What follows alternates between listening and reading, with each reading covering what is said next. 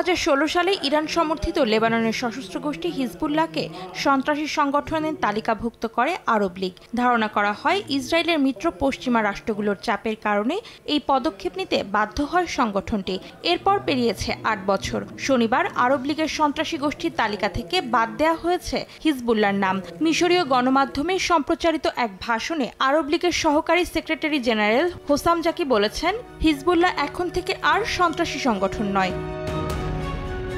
তুর্কি সংবাদ সংস্থা আনাদোলু এক প্রতিবেদনে জানায়, জাকি বলেছেন, লীগের সদস্য রাষ্ট্রগুলো সম্মত হয়েছে যে হিজবুল্লাহকে সন্ত্রাসী সংগঠন হিসেবে আর বিবেচনা করা উচিত নয়।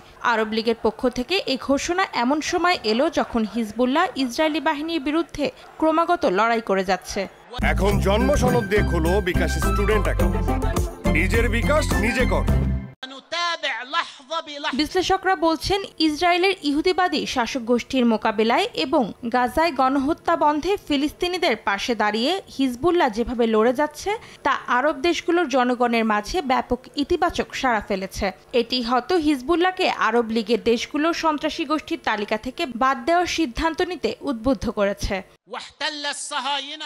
অন্তরা সেন, সময় সংবাদ।